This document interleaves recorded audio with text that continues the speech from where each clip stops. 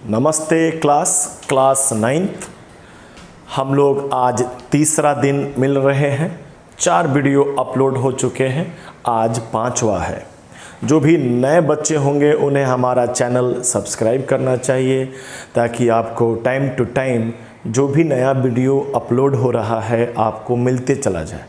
वैसे भी हम लोगों ने अपना प्लेलिस्ट बनाया है जिसमें काफ़ी आसानी से आप पता कर सकते हैं कि बायोलॉजी का, केमिस्ट्री का कितने पार्ट हुए हैं क्लास 9th के बता दिए गए हैं। चलिए बिना टाइम वेस्ट किए हुए हम लोग आगे बढ़ते हैं। तो पहला काम क्या करेंगे, हम लोग फटाफट हम लोग रिवीजन करेंगे। अभी तक आपने देखा, क्या देखा? चैप्टर चल रहा है मोशन, ठीक। चैप्टर का नाम है मोशन। अभी तक हम लोग वर्ड मोशन पे नहीं आए हैं। पूरा इस चैप्टर का हम लोग का थीम है कि फिजिक्स में अचानक से कोई वर्ड हम लोग पटक के नहीं पढ़ेंगे, ठीक। पहले हम लोग समझेंगे कि क्या ज़रूरत है क्या इस शब्द की। तो मोशन के लिए सबसे पहले हम लोगों ने वर्ड समझना स्टार्ट किया, वर्ड पोजीशन, कि अगर किसी ऑब्जेक्ट के पोजीशन में चेंज होता है, यानी कोई इधर था वहाँ चला जाता है, तो कहा जाएगा there is a change in position, तो कहा जाएगा कि वो हिला है, ठीक। और हम लोगों ने जांच पड़ताल किया तो पता चला कि वर्ड पोजीशन जो है वो रिलेटिव वर्ड है। मतलब अगर आप किसी पॉइंट से जब तक नापेंगे नहीं तब तक आपको नहीं समझ में आएगा किसका पोजीशन कहाँ है। मेरा पोजीशन इधर है तो ये इधर हम आखिर मेज़र कहाँ से कर रहे हैं, दैट इज़ इम्पॉर्टेंट, ठीक। हमने पोजीशन में थोड़ा जांच पड़ताल और बढ़ाया तो रिलेटिव निकला। पोजीशन को बताने के लिए हम जब पोजीशन को मेज़र करना स्टार्ट करेंगे तो हमारे पास कई सारे फिजिकल क्वांटिटी नज़र आना स्टार्ट हुआ। हम लोगों ने फिजिकल क्वांटिटी में हम लोगों ने पहला बात किया कि मेज़रमेंट करेंगे तो देयर इज ए मैग्नीट्यूड। हम अभी क्या बता रहे हैं, 2 दिन में हम लोगों ने कौन छोटे छोटे वर्ड को देखा है, उस वर्ड को रिकैप कर रहे हैं। मैग्नीट्यूड यानी certain numerical values with unit, very very important for class 9th physics. Unit का ख्याल करिएगा तो आपको समझ में आ जाएगा कि किसके बारे में बातें हो रही हैं। आसान बात, ठीक। फिर हम लोगों ने एक और जांच पड़ताल किया तो हम लोगों को लगा कि फिजिकल क्वांटिटी में किसी में डायरेक्शन होता है, मतलब हमें डायरेक्शन भी बताने की ज़रूरत पड़ेगी और कभी कभी नहीं बताने की ज़रूरत पड़ेगी। तो हमारे फिजिक्स को एक नए वर्ड की तलाश हुई, एक ऐसा वर्ड जो बताएगा कि इसमें डायरेक्शन लगता है और इसमें डायरेक्शन नहीं लगता है। तो हमारे पास 2 वर्ड बन के आ गए, वेक्टर और स्केलर, ठीक। हमें बताना है कि किसी ऑब्जेक्ट का ये ए नाम, इस ए पॉइंट पर एक ऑब्जेक्ट है, ये यहाँ से यहाँ अपना पोजीशन चेंज कर देता है 2 मीटर। तो हमने कह दिया there is a 2 meter change in position. अब कोई एक बंदा और है जो इधर की डायरेक्शन में 2 मीटर चेंज करता है अपना पोजीशन। पहले यहाँ था, अब यहाँ पहुँच गया, कितना? तो 2 मीटर का चेंज दिखाया। पहले यहाँ था, यहाँ पहुँच गया, कितना? तो 2 मीटर का चेंज दिखाया। मुंह से बोलेंगे तो आपको लगेगा कि दोनों ऑब्जेक्ट, दोनों पर्सन 2 मीटर का चेंज इन पोजीशन किया है, लेकिन स्पष्ट दिखाई दे रहा है कि दोनों का चेंज इन पोजीशन सेम नहीं है। अगर एक इधर आया है तो दूसरा उधर गया है। तो इधर और उधर, आगे और पीछे, दाएं बाएं, ऊपर नीचे, सबको मिलाकर फिजिक्स ने टर्म बनाया पॉजिटिव नेगेटिव। अगर फिजिक्स कहता है कि इधर वाला पॉजिटिव है तो इसके अपोजिट जो गया है वो नेगेटिव है। तो पॉजिटिव नेगेटिव डायरेक्शंस के लिए वर्ड आने लगे। तो हमें चेंज इन पोजीशन डायरेक्शन में भी नापना होगा और हमें चेंज इन पोजीशन बिना डायरेक्शन का भी नाप सकते हैं, इट्स अप टू यू। तो हमारे पास अब यहाँ तक पढ़ चुके हैं, अब हमारे पास इसी पोजीशन को नापने के लिए एक वेक्टर क्वांटिटी और एक स्केलर क्वांटिटी, 2 दिन के बातों को हमने यहाँ पे समराइज किया। ठीक, अब हम बात करेंगे आज कि जो हमारा चेंज इन पोजीशन है उसको हम एक डायरेक्शनल क्वांटिटी के रूप में भी मेजर कर सकते हैं और एक नॉन डायरेक्शनल में भी मेजर कर सकते हैं। तो आज अब आगे देखिए, ये दिख रहा है change in position. Change in position को अब हम लोग 2 पार्ट में करके देखने वाले हैं। तो चेंज इन पोजीशन, ठीक ठीक। तो चेंज इन पोजीशन को अगर हम एक डायरेक्शनल में मेज़र करें और एक नॉन डायरेक्शनल में, तो हमारे पास 2 तरह की बातें अब होने वाली हैं। ठीक, एक हम नॉन डायरेक्शनल तरीके से नापेंगे। आप समझिए फिजिक्स अब आपका कैसा हो रहा है। अब हमारे पास 2 तरीके से हम एक ही चीज़ को मेजर करेंगे। ठीक, थोड़ा अटपटा लगता है लेकिन इसको पचाने का प्रयास कीजिए। हम एक में डायरेक्शन की बात नहीं करेंगे, हम कर देंगे एक ऑब्जेक्ट 2 मीटर आगे 2 मीटर चला गया, हम नहीं बताएंगे आगे गया, पीछे गया, दाएं गया, बाएं गया, पॉजिटिव गया, नेगेटिव गया, तो वो नॉन डायरेक्शनल हो गया। और एक हो गया डायरेक्शनल। हम इसी को दूसरे भाषा में, मतलब ये सब टर्म बना रहे हैं, हम इसे स्केलर कह देंगे। अब देखिए हमने अभी नाम नहीं दिया है लेकिन लास्ट क्लास में तो बोल ही दिया है नाम। ठीक, तो हम पहले बातें लिख रहे हैं और अंत में लिख दिया जाएगा नाम। ठीक, और ये हमारा कैसा हो जाएगा, वेक्टर क्वांटिटी। अब आइए थोड़ा सा समझते हैं। एक ऑब्जेक्ट ए पॉइंट पे था, बी तक पहुंचाना है।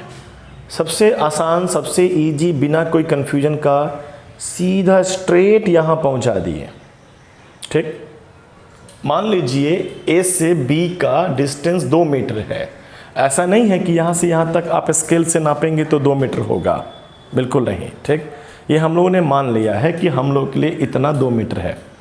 ये पहला तरीका हुआ एक आदमी का, एक ऑब्जेक्ट का ए से बी तक पहुँचने का। लेकिन सिर्फ यही एक तरीका नहीं है, बी तक पहुँचना है फ्रॉम ए, तो हमारे पास कई और तरीके हैं। हम हो सकता हो तो ऐसे करके पहुँच सकते हैं, हम हो सकता हो तो ऐसे ऐसे करके पहुंच सकते हैं। हम मतलब अब हमारे पास समझ ही गए होंगे अनगिनत इन्फिनाइट रास्ते हैं जिसके द्वारा हम यहाँ पहुंच सकते हैं। इन ईच केस हमारा ऑब्जेक्ट ए से बी तक पहुंच गया।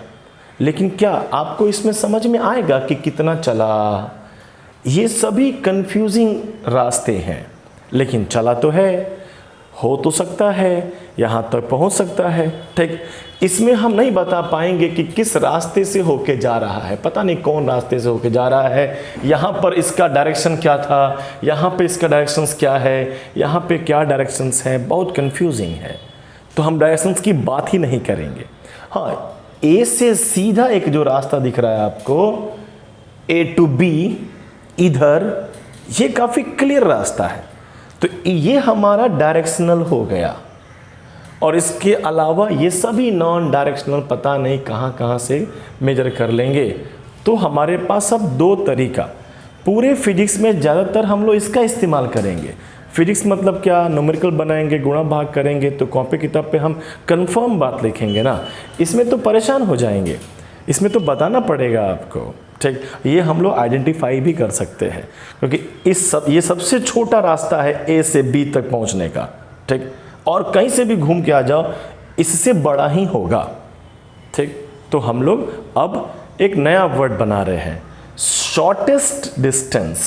शॉर्टेस्ट डिस्टेंस, ये इनिशियल हो गया, इनिशियल पोजीशन, और ये फाइनल पोजीशन। तो अब हमारा फिजिक्स एक डेफिनेशन बना रहा है, shortest distance between initial and final position, जिसमें डायरेक्शन का भी ख्याल करेंगे। ए से बी गया, उसे हम लोग एक टर्म दे रहे हैं डिस्प्लेसमेंट, इसको हम लोग को ऊपर लिखना चाहिए था, हेडिंग बनता change in position in term of displacement.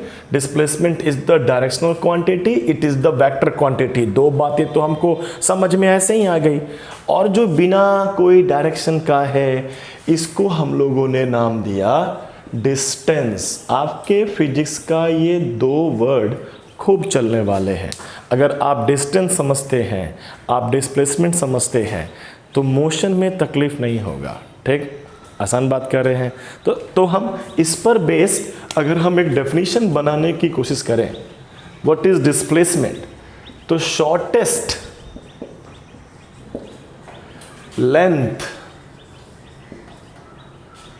Between, काफी इजी है, between initial and final position traveled by a moving object। आसान है, बिल्कुल सिंपल है, लिख भी दिए हम आपके लिए। ठीक, और डिस्टेंस की बात करें तो डिस्टेंस में क्या हो जाएगा, एक्चुअल लेंथ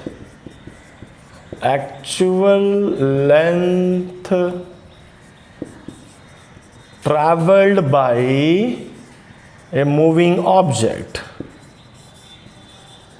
एक मूव करता हुआ ऑब्जेक्ट के द्वारा तय किया गया एक्चुअल लेंथ। मतलब यहाँ हाथ रखते हैं, ये हाथ जो ऐसे ऐसे ऐसे ऐसे ऐसे ऐसे करके यहाँ पहुँचा है, तो ये जो लेंथ नापेंगे ना, ये आपका हो जाएगा क्या, डिस्टेंस। आसान है। ठीक, नाम लिखा गया, हम लोगों ने डेफिनेशन भी बना लिया। ठीक, आप बड़े आराम से इसको लिख भी सकते हैं। ठीक, ये हमारा अभी अगर देखा जाए बोर्ड पे तो आपके सामने तीन डिफरेंस तो आ ही चुके हैं, डिस्टेंस और डिस्प्लेसमेंट का। दोनों को आप मेजर करेंगे मीटर में, तो this is the similarity. Distance और डिस्प्लेसमेंट का सिमिलरिटीज हो गया कि डिस्टेंस का भी यूनिट क्या होता है, मीटर, SI यूनिट। एक बार बातें हुई थी ना कि कौन सा यूनिट होता है, मीटर। और इसका भी क्या होता है, मीटर। आसान बात है। और बातें और डिफरेंसेस की बात करें तो उसके लिए हम आपको एक प्रैक्टिकल, छोटा सा प्रैक्टिकल करते हैं। ठीक, ध्यान से समझिएगा। यहाँ पर एक ऑब्जेक्ट A है, B यहाँ से यहाँ चला गया। ठीक, हमने कहा 2 मीटर, एक ऑब्जेक्ट ने 2 मीटर ट्रैवल किया A से। एक ऑब्जेक्ट पहले A पे था, अब B पे पहुंच गया, C पे पहुंच गया, अगेन 2 मीटर का डिस्टेंस, लेंथ को कवर करते हुए। आपसे सवाल पूछा जाए कि in this case journey from A to C कितना लेंथ, एक्चुअल कितना लेंथ कवर किया गया है, तो 2 मीटर 2 मीटर 4 मीटर।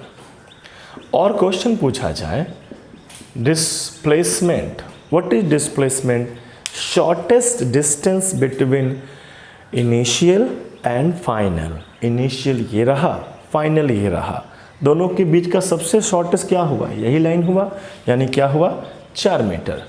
स्पष्ट दिखाई दे रहा है आपको कि डिस्टेंस और डिस्प्लेसमेंट इन दिस केस दोनों बराबर हैं। इजी है।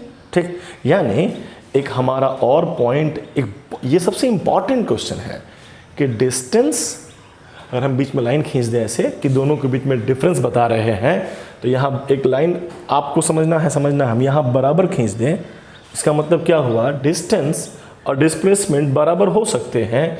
किस केस में, जब ये सीधा चले, तब स्ट्रेट लाइन मूवमेंट करे, कहीं मुड़े नहीं, कहीं डायरेक्शन चेंज नहीं करे, जिसे हम स्ट्रेट लाइन कहते हैं।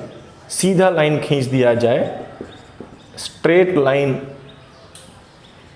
मूवमेंट, इसी को थोड़ा भारी भाषा में कहा जाता है रेक्टिलिनियर।